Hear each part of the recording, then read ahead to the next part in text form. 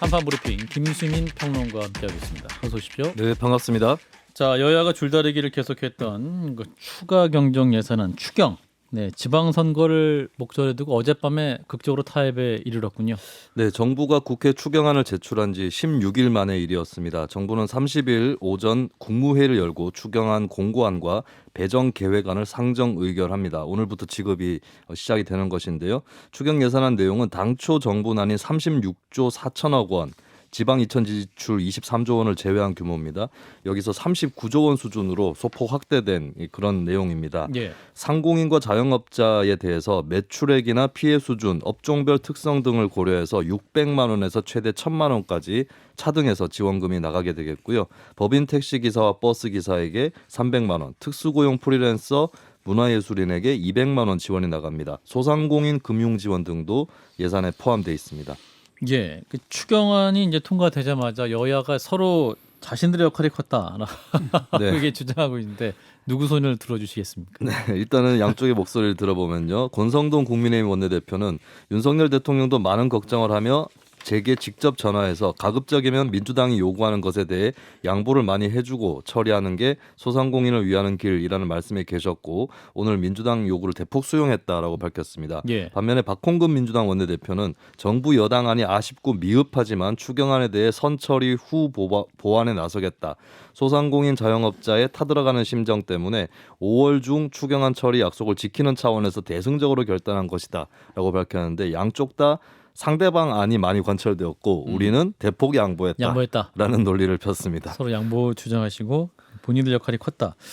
그 중점 사항이었던 소급 적용 문제는 어떻게 된 겁니까? 이게 명확하게 규정 안 된 것 같기도 하고 된 것 같기도 소급 하고. 적용 문제가 바로 박홍근 원내대표가 얘기하는 선처리 후보안에 해당할 것 같습니다. 그래서 그 부분은 크게 반영이 안 됐고요. 앞으로 이제 민주당이 추가로 관철하겠다 이렇게 밝히고 있습니다. 그렇군요. 자, 일단 추경안 내용을 평가해 주실까요? 진 작가님부터. 제가 뭐 내용을 평가할 주제는 못 되는 것 같고 뭐 여야가 뭐 그런가요? 서로 자신의 역할이 컸다고 주장하는데 뭐 네. 여당의 역할도 아니고 여당의 역할도 아니고 저는 선거의 역할이 가장 컸다고 봐요. 선거를 앞두고.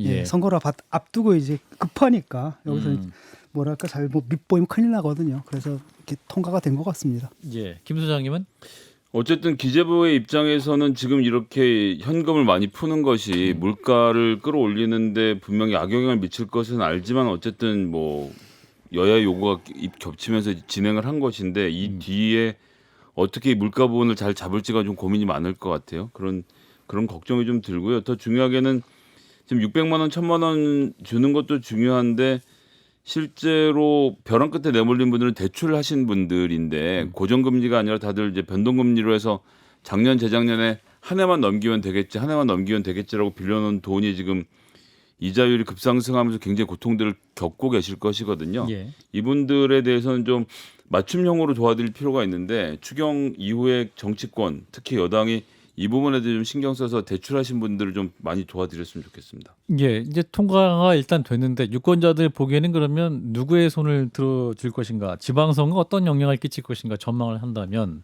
김수민 평론가. 네, 저는 돈은 받고 원래 지지하기로 하던 쪽을 지지하는 유권자들이 많지 않을까라고 생각합니다. 그리고 일단 받고 이쪽 저쪽에서 다 수고했다라고 볼 수도 있는 것이고 네, 그런 거라서 저는 사실 이게 뭐 평론가들도 의견이 갈릴 수 있는데 저는 예전부터 이 지급이 선거에 크게 영향을 끼치지 못한다라는 쪽에 좀 서 있었습니다. 저는 네. 윤석열 정부에게 그러니까 여당에게 유리할 거라고 봅니다. 여당이. 문재인 정부에는 때는 57조가 없었잖아요. 예. 뭐 여러 가지 이유가 있습니다. 기재부가 안 줬잖아요. 그러고 민주당과 문재인 정부가 못 찾아냈고. 근데 윤석열 정부가 들어서자마자 2달 만에 추계가 완전히 달라지면서 아이고 찾아보니까 세수 초과액이 53조 원이나 있네요라고 말하고 돈 가져온 거 아닙니까? 그럼 국민들 입장에서 볼 땐 아이고 기재부가 윤석열 대통령 무서워하는구나 이렇게 생각하게 될 테니까요. 뭐 이게 이제 자조 섞인 얘기긴 합니다만 예, 하여튼 민주당이 기재부 예산을 제대로 들여다보지 못한 책임, 그 부작용이 지금 나타난다고 봅니다. 뭐 어차피 돈은 뭐 정부에서 받는 거니까 여당에 유리할 수밖에 없는데 말씀하신 것처럼 나는 그 변수가 그렇게 크다고 보지는 않습니다. 예를 들어가지고 1차 때 코로나 때랑 겹쳐가지고 그때 1차 지원금 나갔을 때는 그때는 꽤 큰 재미를 좀 받겠지만 예. 그건 좀 상황이 좀 다르지 않습니까? 오히려 야당 쪽에서 더 많은 액수를 지금 달라고 하고 있는 상황이고 그렇기 때문에 예. 물론 뭐 여당에게 유리하긴 하겠지만 그게 이렇게 선거에 큰 변수가 될 거라고 보지는 않습니다. 예, 일단 뭐 지급되기로 한 내용들 실제적인 소상공인들에게 좀 도움이 됐으면 하는 그런 바람도 있네요. 자, 이어서 인천 계양을 보건선거에 출마한 이재명 민주당 후보 김포공항 이전을 이제 공약을 하면서 선거 막판 또 여야 공방거리가 되고 있어요. 네, 그렇습니다. 일단 국민의힘은 오늘도 이 공약을 집중 타격하는 모습을 보였는데요. 예. 오세훈 서울시장 후보는 국회의원 자격이 없는 게 아니라 정치권에서 퇴출돼야 한다라고 하면서 이재명 후보를 겨냥했습니다. 나라 살림을 쉽게 생각하고 책임질 수 없는 말을 투표 직전에 마구 해댄다라고 비판을 했고요. 예. 이준석 국민의힘 대표는 김포공항에 신도시를 지어서 20만 호를 공급하겠다는 이재명 후보의 생각이 실현되면 부평, 송도, 청라를 포함한 인천 전역에서 서울 출퇴근하는 주택 수요가 김포공항을 없애고 짓는 그 신도시로 옮겨진다. 인천에 자가주택을 보유하신 분들은 부동산 가격 폭락을 경험하게 될 가능성이 크다라고 주장했습니다. 거기에 대해서 이제 민주당 이재명 총괄선대위원장도 가만히 있지 않습니다. 예, 그 강하게 맞받고 있고.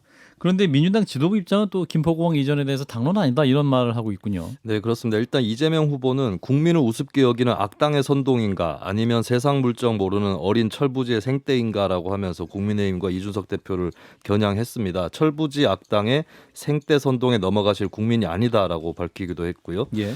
반면에 윤호중 민주당 공동상임선대위원장은 김포공항 이전은 한 개 지역에서 결정할 수 있는 문제가 아니다. 각 지역 의견을 듣고 종합적으로 차차 판단해봐야 될 일이다라고 거리를 띄우는 모습이었습니다. 예. 그리고 조응천 비대위원도 CBS 라디오 김현정의 뉴스쇼에 출연한 자리에서 대선 당시 송영길 후보가 매우 강하게 밀었고 이재명 후보도 상당히 관심이 있었다라고 하면서 저는 여러 가지로 분석해 이건 안 된다고 얘기했었다라면서 반대 의견을 피력했습니다. 당내에도 좀 이견이 있는 건 사실이네요. 그렇습니다. 지난 대선 때도 어느 정도 이견이 있었다라고 조응천 비대위원이 밝힌 것이죠. 예, 각 지역 의견을 이제 종합적으로 들어야 된다라는 이제 윤호중 위원장의 얘기는 제주 얘기도 들어봐야 되고 네. 뭐 여러 가지 얘기를 들어봐야 한다는 의미겠죠. 민주당 제주도당에서 반대 입장을 밝혔고 예. 그리고 경기도지사 후보로 나선 김동연 후보도 뭐 성남의 서울공항을 또 김포공항으로 옮기는 문제라든지 이런 것들 얘기를 하는데 이게 예. 좀 상충되지 않느냐 당내 의견들이 그렇죠. 이런 것을 이제 당 지도부에서 의식하고 있다고 봐야 되겠죠. 예,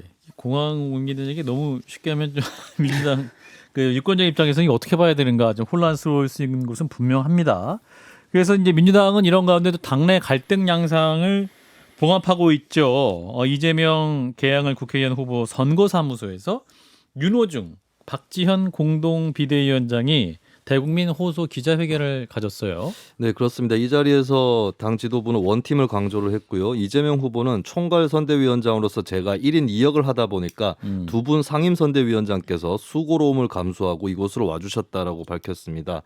그리고 윤호중, 박지원 두 공동 상임선대위원장은 공동 유세에 나섰고요. 예. 박지원 위원장은 오늘 SNS로 자신의 심경을 밝히기도 했습니다. 이렇게까지 힘들 줄은 저도 처음에는 몰랐다. 끝까지 안 한다고 버틸 걸 하는 생각을 몇 번이나 했는지 모른다라고 밝혔고요. 하루에 문자 폭탄 1만 통을 받은 적도 있다라고 하면서 곳곳이 보이지 않는 벽으로 가득했다라고 밝히기도 했습니다.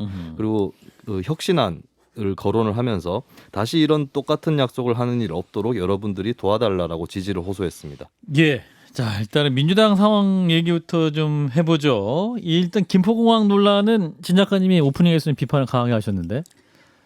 이게 좀 말도 안 되는 거거든요. 일단은 인천공항이 포화 상태라서 김포공항의 그 수요를 갖다 받을 수가 없는 상태거든요. 예. 이미 2년 전에 그 얘기가 나왔고 그다음에 또 하나는 그 수도권 접근성이 중요하지 않습니까? 특히 국내선 같은 경우에는 그 맛에 네. 타는 건데 그랬더니 하는 말이 이제 뭐 고속철로 10분이다라고 하는데 고속철도로 깔자는 얘기잖아요. 그다음에 또 그럼 제주도는 어떻게 하느냐라고 했더니 또 송영길 대표는 뭐라고 그랬냐면 이제 해저 터널로 가자.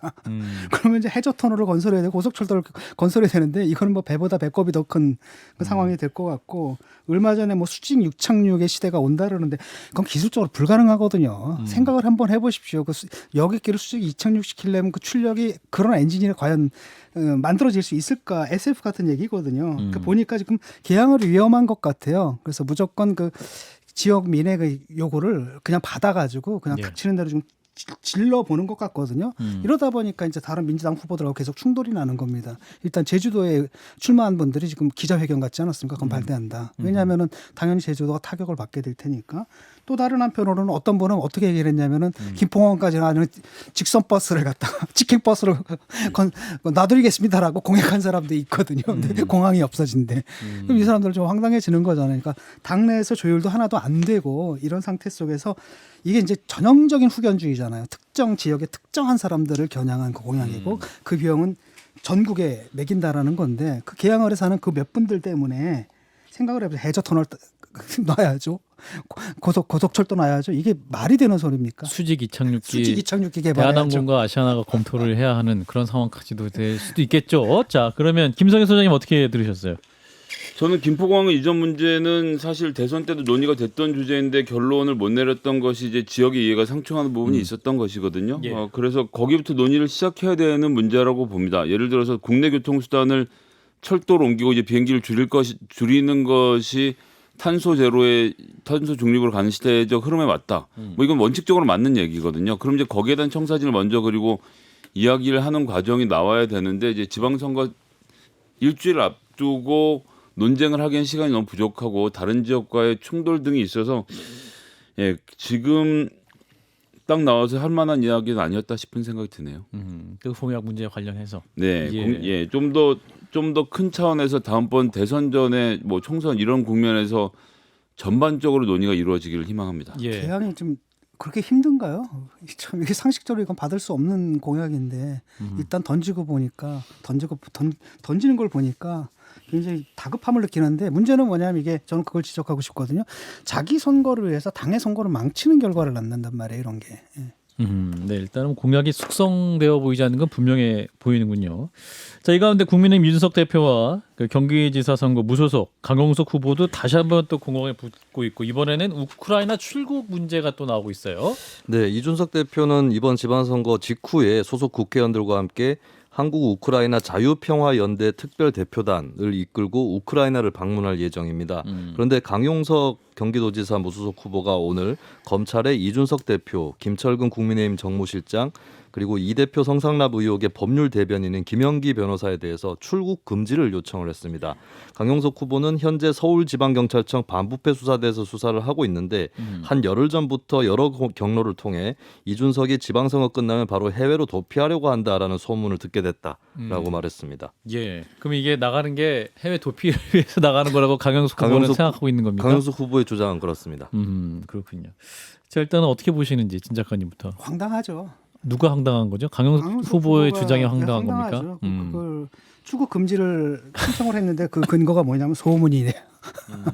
소문을 듣게 됐다. 이게 말이 되는 소리를 해야죠. 그러니까 이런 것은 정치 자체를 한국 정치 자체를 희화화하거든요. 그다음에 그 집권 여당의 대표가 어딜 도망갑니까? 말이 되는 소리를 해야지 상상력도. 예. 상상력에도 한계가 있는 건데 정말 유치한 상상력들 그리고 그런 상상력을 가진 사람들이 있잖아요. 제가 볼 땐 상당히 지적 능력이 좀 떨어지는 사람들이 있는데 그 사람들이 그냥 떠드는 얘기를 그냥 들어다가 바로 그래도 자기가 전직 국회의원인데 무책임하게 이렇게 던져버리고 이러는 것들은 바람직하지 않다고 봅니다. 예, 김 소장님. 예, 강모 씨의 이 노이즈에 의한 선거운동을 도와드릴 생각은 별로 없고요. 다만 이준석 대표에게 한 말씀 드리고 싶은데 한 우크라이나 자유평화연대 특별대표단 만들고 이제 우크라이나를 방문한다고 하잖아요. 이분이 이전에는 이제 반중 정서에 기대서 이제 홍콩과의 연대 이때도 우리가 당연히 홍콩과 연대해야 되는 거 아니냐라는 말씀하시면서 그때 뭐 이제 청년층으로부터 많은 지지를 끌어냈습니다. 근데 조금만 과거로 돌아가 보면 러시아가 크림반도를 침공할 때 박근혜 정부에서 러시아에 대한 경제 제재를 하자라는 서방의 주장에 동의하지 않고 돌아섰거든요. 왜냐하면 러시아와 우리나라의 교역이 기본적으로 있기 때문에 그걸 함부로 무시할 수 없다는 정부의 판단이 있었던 겁니다. 예. 근데 이제 이준석 대표가 여당의 대표시잖아요. 근데 우크라이나와 관계를 확 당기고 러시아와 관계를 벌이는 것이 어디까지 어떻게 진행해야 되는지를 먼저 여당 대표답게 정부와 외교부와 좀 상의를 거친 뒤에 이런 행동을 하셔야지 그냥 약간 이것도 역시 표 용어로 좀 즉흥적으로 하셨을 경우에 외교적으로 엉키는 문제 그런 게 좀 걱정이 되네요. 예, 그 시대전환 조정훈 대표도 비슷한 문제를 제기를 했죠. 이제 뭐 우크라이나 돕고자 하는 마음 이해하나 또 러시아 문제가 굉장히 복잡한 퍼즐이 있기 때문에 신중하셔야 되는 거 아시는 우려가 실제로 나옵니다. 네, 국회에서. 그러니까 이제 이준석 대표가 제가 아마 이렇게 얘기를 하면 그럼 너는 러시아 편이냐 이렇게 할 텐데 예. 그거랑 상관없이 외교라는 것은 철저하게 대한민국의 국익을 위주로 하는 것이 미국의 이익을 위해서 움직이는 게 아니기 때문에 여당 대표로서의 진중함을 좀 요구를 드리겠습니다. 친 작가님 어떤 의견이세요? 뭐 저는 가도 그만이라고 봐요. 가도 그만이다. 여러 나라에서 방문을 하고 있고 폴란드, 체코, 뭐 영국 여러 나라에서 방문을 하고 있고 그다음에 이 전쟁 자체가 상당히 부당하지 않습니까? 러시아에서 크림 반도 병합한 거랑 또 다른 차원의 문제라는 거죠. 그렇기 때문에 뭐 방문하는 건 그렇게 나쁘지 않고 이거 자체가 선거 이슈라고 보진 않아요. 선거 끝난 다음에 하는 거고 그다음에 또 우리 정부에서도 간접적으로도 군사적 지원하는 방안들을 생각하지 않습니까? 예컨대 캐나다에서 지금 포탄을 155mm 포탄을 갖다가 우크라이나에 지원을 하고 재고가 비지 않습니까? 그 부분을 우리가 수출을 해서 메꿔주는 방식으로 그러니까 러시아의 신경을 건드리지 않으면서도 우리가 지원할 수 있는 바를 길을 찾는 것 그게 올바른 해법이라고 보고 이번에 국회에서 정말 실망을 했거든요. 젤렌스키 대통령이 그 연설을 하는데 국회 전체 차원도 아니고 몇 사람들만 모여서 강당에 모여 있고 외교위 상임위원회 차원에서 했었죠. 그러니까요. 그다음 그 사람들도 앉아가지고 다 졸고 있고 그다음 끝난 다음에 기립박수 같은 것도 하나도 없고 그러려면 거기 왜 불렀는지 모르고 그래서 저는 그때 굉장히 뭐랄까 분노했거든요. 이 부분에 대해서 우리가 적어도 이 전쟁은 부당한 전쟁이며 그다음 우크라이나에 대한 연대는 분명하게 좀 표시할 필요가 있습니다. 어렵네요. 예, 굉장히 어려운 문제가 펼쳐져 있고 퍼즐이 있는데 또 우리 정부는 또 향후 어떤 입장을 취할지 그 부분도 좀 봐야겠습니다. 자, 여기서 지방선거 얘기인데요. 이틀 남았어요. 정권 안정, 정권 견제 이 두 가지 프레임이 겹치고 있는데 일단은 윤석열 정부에 대한 평가가 나오고 있는데 여론조사 결과 한번 볼까요? 네, 리얼미터가 지난 5월 23일부터 27일까지 전국 만 18세 이상 2,516명을 대상으로 진행한 여론조사 결과가 나왔습니다. 예. 윤 대통령이 국정 수행을 잘하고 있다라는 긍정 평가는 54.1%인데요. 지난주 대비 2.0%포인트 상승했습니다. 반면에 윤 대통령이 국정 수행을 잘못하고 있다는 부정 평가 37.7%로 전주 대비 2.9%포인트 낮아진 수치였습니다. 예. 긍정평가는 대부분의 지역에서 상승을 했는데 부산, 울산, 경남에서 특히 8.3%포인트가 상승을 했고요. 반면 대구, 경북 지역에서 3.4%포인트 긍정평가가 줄어들었습니다. 예. 모든 연령대에서 또 상승세를 보였는데 다만 20대에서 49.6%, 40대에선 40.7%로 50%를 밑도는 연령대도 있었습니다. 예, 그 전반적으로는 국정 운영에 대해서 긍정 평가가 상승 흐름이 있는 건 분명한 사실이군요. 그렇습니다. 그리고 당선인 시절의 그 기대치 이런 것들이 좀 역대 당선인들에 비해서 낮은 편이었었는데 예. 그때보다는 다소 상승을 하고 있는 그런 추세입니다. 예. 자, 이 가운데 윤석열 대통령이 그 윤호중 민주당 비대위원장이 제가 영수회담을 거절을 하면서 또 추경 예산안부터 처리해달라 이렇게 밝혔죠. 이제 추경 통과됐지 않습니까? 네. 영수회담 가능할까요? 네, 오늘 대통령실의 고위 관계자 입장이 여러 언론을 통해서 보도가 됐는데요. 예. 민주당의 진정성 있는 요청이 오면 언제든지 응하겠다는 게 대통령의 일관된 입장이라고 전해졌습니다. 그리고 지난번에 대통령의 거부는 일종의 거래성 제안이었다라고 하는 그러니까 민주당의 제안에 대해서 거래성이었다는 판단이 있었기 때문이다라고 하는 것이었고요. 예. 그러나 아직 회담 일정에 대한 구체적인 논의는 진행되고 있지 않다라고 알려지고 있습니다. 일단은 지방선거가 끝나야 하지 않겠느냐라는 관측이 나오고 있고요. 그런데 지방선거가 끝나고 나서도 후반기 국회 원구성이라든지 법무부 인사정보관리단 신설 같은 쟁점들이 남아 있어서 화해 무드를 잡기 어려울 수도 있다는 그런 예측도 있습니다. 그렇군요. 그 인사정보관리단은 계속 밀어붙이고 추진되고 있는 거 아닙니까? 네, 그렇습니다. 지금 이거는 이제 국회에서 입법을 하는 사항이 아니라 시행령을 통해서 관철할 수 있는 부분이기 때문에 그렇죠? 현재 법무부는 입장의 변화 없이 추진을 하고 있습니다. 예. 또 김성현 소장님이 오프닝에서 말씀하셨는데 그 민정수석실도 폐지됐습니다만 이제 대통령이 그 특별감찰관을 임명하지 않는다라는 소식도 있어요. 네, 특별감찰관이라고 하면 대통령 배우자와 사천 이내 친족, 대통령 비서실의 수석 비서관급 이상의 고위공직자에 대한 감찰을 담당하는 부처인데요. 예. 이석수 초대 특별감찰관이 지난 2016년 9월에 사퇴를 한 다음에 지금까지 계속 공석으로 남아있는 자리입니다. 그렇죠. 문재인 정부의 경우는 고위공직자 범죄수사처 신설을 우선 추진을 하면서 특별감찰관을 임명하지 않았고 국회에서의 여야 추천도 당시에 이루어지지 않았었습니다. 예. 법무부는 윤석열 정부 들어서서 대통령직 인수위원회 업무보고에서 차기 정부에서는 특별감찰관이 정상 가동될 예정이라고 밝히기는 했는데요. 예. 근데 대통령실 관계자가 오늘 검찰과 경찰을 컨트롤하던 민정수석실이 폐지되었기 때문에 눈치 보지 않고 수사할 수 있는 범위가 넓어졌고 그래서 특별감찰관 임명을 하지 않고 새로운 방안을 종합적으로 구상한다 이렇게 설명을 하기에 이르렀습니다. 예. 자, 일단은 그 대통령의 국정 수행에 대한 그 국민들의 여론조사 결과 긍정평가 상승 흐름 어떻게 보시는지 신 작가님부터. 뭐 당연한 거라고 보고요. 지금 뭐 여러 가지 여론조사를 보게 되면 대개 이제 55%에서 60%까지도 나오거든요.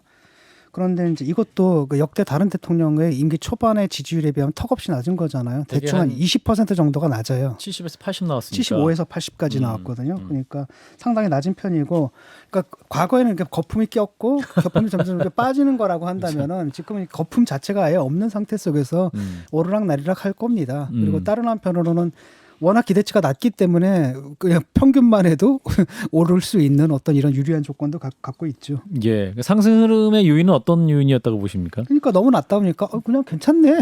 생각보다는 잘하네. 뭐 이런 거 그런가요? 아니겠습니까? 옛날에 토론도 그러지 않았습니까? 처음에 못할 엄청나게 것이다. 토론 못할 것이다라고 얘기를 했는데 외려 그게 이제 득이 되지 타고나니까. 않았습니까? 사람들이 딱 보니까 그래도 좀 하네. 뭐 이런 식의 평가.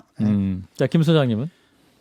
예, 뭐 이제 임기 출범 한 달인데 정권을 견제하자고는 주장이 사실은 지금 힘없기 어렵죠. 쉽지 않다고 봅니다. 예. 최소한의 힘을 남겨달라라고 민주당이 지금 말씀을 드리고 호소하고 있는 걸로 보이고 예. 정권 안정을 당연히 원해야 하는데 그렇다고 보기엔 너무 낮아요. 근데 윤석열 대통령이 초반에 좀 뭐 인선의 지점이나 용산을 밀어붙이는 등 몇 가지 이슈에서 진영 안에서의 논리를 자꾸 보였던 문제가 있거든요. 근데 그 이후에 5.18에서 보였던 행보나 또 몇 가지 이벤트들을 보면 이분이 국민 통합에 대한 의지도 있구나 이런 것들이 한편을 읽혔던 것이 부딪히고 있는데 제가 보기엔 여러 가지 조건이 좋아서 국민들이 마음을 열 생각을 하고 있는데 거기에 비해서는 대통령이 약간 아직도 좀 진영에서 머무르신 지점이 있는데 더 하셔야 된다. 지금은 좀 과감하게 나와서 하셔도 된다. 5.18하고 나서 보수 진영에서 왜 광주 갔냐고 따진 사람 아무도 없지 않습니까? 지금 좋은 기회이기 때문에 좀 더 넓게 국민들 만나시고 대화 나누셨으면 좋겠습니다. 그러니까 넓게 만나시면서 또 여야 영수회담도 하시고 야당 대표도 만나셔야 될 텐데 아직 안 만나셨잖아요. 아니 그 박홍근 원내대표랑 김치찌개 먹자 소주 한잔 하시자는 분이 예. 윤호중 비대위원장은 거래를 하는 것 같아서 싫다라고 하시면 아니 정치가 다 거래지 그러면 뭐 서로 진짜 사랑해서 만나는 건 아니지 않습니까? 당연히 의제를 놓고 나라를 사랑하는 마음에서. 예, 나라를 사랑하는 방법이 다르기 때문에 서로 그래서 합의를 해야 돼서 거래가 필요한 거거든요. 예, 그래서 예. 저는 그런 거래도 많이 하시고 여야 간의 대화도 많이 하셨으면 좋겠습니다. 예, 진 작가님. 뭐 특별히 뭐 지금 뭐 이슈가 있나요? 의제도 없고 지금 만난다라고 하면 앞으로 협치를 잘해보자라는 추경도 어떤, 통과돼서. 그러니까 의례 정도, 세리머니 정도의 모임이고요. 음. 좀 진짜 만난다면 진짜 의제가 있지 않습니까? 예를 들어서 대통령이 이제 얘기한 게 연금 개혁과 노동 개혁과 교육 개혁. 그래서 뭐 교육 개혁은 솔직히 말하면 저는 믿지도 않고요. 왜 안 믿으세요? 그거 될 수가 없어요. 교역하시는 분도 선의를 믿어주세요. 그거는 한국 사회 전체를 갖다 완전히 대수술하지 않으면 불가능한 문제라고 저는 판단하기 때문에 예. 대부분 지금 저 당장 시급한 게 연금 개혁 같은 거 상당히 시급하잖아요. 그러다 네. 노동 개혁은 굉장히 뭐랄까 이견이 많을 수밖에 없는 그 이슈고요. 예. 그러니까 뭐죠 대통령 측에서는 이런 이슈 그리고 또 다른 한편으로는 또 야당 측에서는 또 얘기하고 싶은 것 있지 않습니까? 검찰의 상의라든지 검찰 공화국에 대한 위협, 뭐랄까 의구심이라든지 이런 부분들 해소할 수 있는 의제를 갖고 천천히 만나도 된다고 봅니다. 전 연금 개혁 관련돼서 한 말씀 좀 드리면 김종인 비대위원장도 얼마 전에 안철수 대표의 연금 개혁 이야기에 대해서 할 필요 없는 지금 상황이다라고 딱 필요 없다. 필요 없다라고 하셨고 그러니까 지금 돌아가는 수급 자체가 나쁘지 않기 때문에 지금 현재 이제 적립식으로 돼 있는 구조에서 생기는 문제 이제 부가식으로 바꾸면서 고칠 수 있는 것이라서 필요 이상의 공포감을 조성할 필요는 없다. 다만 오히려 연금의 범위를 좀 좁혀서 공무원 그다음에 뭐 공무원들하고 이제 군인 뭐 이런 연금 등을 네. 어떻게 조정할 것인지에 대해서는 한번 목소리를 크게 내볼 필요가 있겠고 노동개혁 관련돼서는 저는 정말 걱정인데 그 민주노총이 어쨌든 한국노총, 민주노총 그렇게 우리나라 크게 양대 두 개밖에 노총이죠. 없는데 조합원이 무려 120만 명인데 여기를 이제 4%의 강성 노동자가 모여 있는 집단으로 지금 치부를 하고 계신데 이런 태도는 좀 바꾸셔야 되지 않을까. 노동개혁을 진짜 원하신다면 꼭 민주노총, 한국노총과 함께 그림을 그려보셨으면 좋겠습니다. 예, 예. 저도 공감하고요. 이분 하여튼 그쪽 그 캠프가 완전히 그 리버러테리안들이잖아요. 자유주의자. 신자유주의자들 가득 차 있어가지고 이게 굉장히 나중에 큰 문제가 될 수도 있습니다. 이분들의 마인드 자체를 바꾸지 않고서는 참. 예. 그래요. 자, 김수민 평론가는 현 전국 방향 어떻게 보고 계신지 평가해 주시면. 네, 오늘 여론조사 소개를 해드렸는데 네. 여론이 조금 딱딱한 것이 가장 특징인 것 같습니다. 딱딱하다? 네, 여론 지형이 아. 무릇무릇해서 이제 당의 어떤 지지 성향 이런 걸 떠나서 대통령에 대해서 뭐 지지가 높아질 수도 있고 때로는 어떤 여당을 지지하는 지지층조차도 대통령에게 돌아설 수 있고 이런 패턴이 예전에는 있었는데 이게 문재인 정부 중반 이후부터는 이제 좀 여론이 양분되기 시작하는 것 같고 현재 윤석열 대통령의 지지율도 보면 문재인 대통령 임기 후반에 말년 대통령으로서 높았던 40%대 지지율의 반대 진영이라고 볼 수 있거든요. 예, 어떻게 보면 이제 윤석열 정부 초반이 문재인 정부 후반의 거울상처럼 되어 있는 이런 상황인데 예. 이것이 이제 물론 선거를 할 때는 이렇게 여론이 양분되는 건 어쩔 수 없겠지만 국정을 운영을 하는 데 있어서는 조금 불안할 수 있다라고 하는 측면. 그래서 이제 윤 대통령 본인도 강조한 바 있는 국민 통합에 관련된 그런 행보들이 중요하지 않을까 그렇게 봅니다. 예. 그것도 예, 진 작가님. 스윙 보터층 이른바 중도 스윙 보터층이 사라졌다는 얘기잖아요. 딱 갈라버려가지고 옛날에는 그런다 하더라도 지지도 좀 해주고 이랬는데 아예 그게 이제 양쪽으로 갈라져 있고 양극화가 돼 있다는 것, 진영화가 돼 있다는 걸 좀 보여주는 것 같아요. 예. 일단 6일 지방선거 끝나고 실종된 정치의 복원이 정말 필요한 시점이 아닌가라는 생각도 해봅니다. 자, 오늘 함께해 주신 분 김수민 평론가였어요. 고맙습니다. 네, 감사합니다. 좋아요? 구독! 알림 설정.